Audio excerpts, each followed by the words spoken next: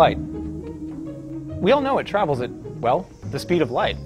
Or does it? When it comes to the structure of space and time, could light be the key to unlocking the final secrets of the universe?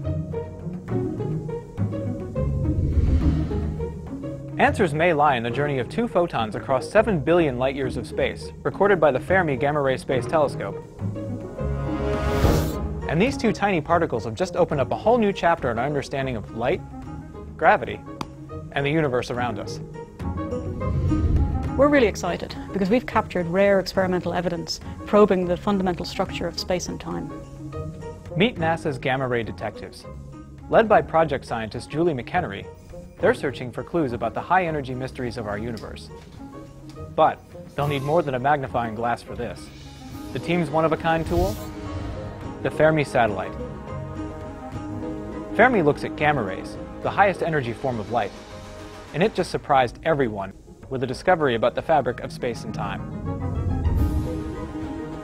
So you might be thinking, 2 tiny particles of light, why is that important? Well, you need to take the very large and the very small together to understand the universe as a whole. So far, Einstein's theory of relativity, which describes space and time as a smooth fabric that's distorted or bent by massive objects, has been a spectacularly successful explanation of gravity and the large-scale behavior of the universe. Whereas quantum mechanics, another spectacularly successful model, describes the workings of atoms, subatomic particles, and some of the fundamental forces of nature. But scientists have never been able to reconcile the two. Both relativity and quantum mechanics are equally fundamental in their own regimes. So scientists want to find a theory of everything that describes the universe as a whole. And the observations that we've made of these 2 photons with Fermi takes us one step closer to achieving the goal of having a theory of everything that combines the most successful aspects of quantum mechanics and relativity into one unified theory.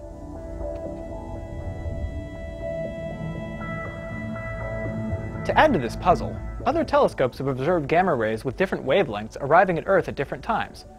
According to Einstein's special theory of relativity, all forms of electromagnetic radiation, from radio and infrared to visible light to X-rays and even gamma rays, moves at the same speed.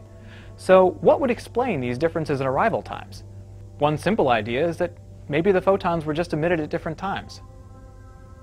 More interestingly though, maybe there was something in the very fabric of space that was causing the higher energy particle to slow down. If this is true, could Einstein have been wrong? Could a higher energy particle move slower than the speed of light? Several ideas, which attempt to reconcile relativity and quantum mechanics, suggest that space and time are not actually smooth and uniform, but are instead a seething froth when seen at the smallest scale. Like bubble wrap viewed from far away, at human scales this texture would be invisible. A low-energy, long-wavelength photon is unaffected by the lumpiness of space. But a high-energy, short-wavelength photon is hindered by the froth.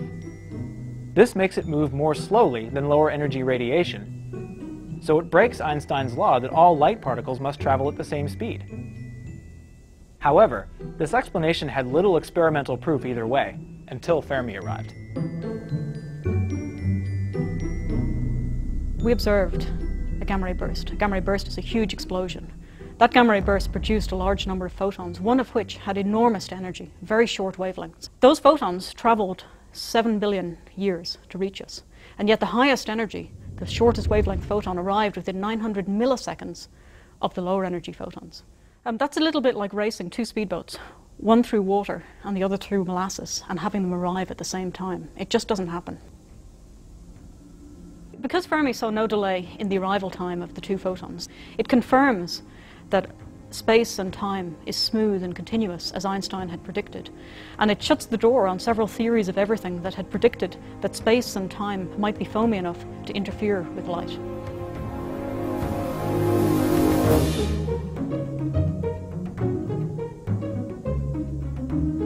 So, if space-time really isn't just invisible bubble wrap, what is it?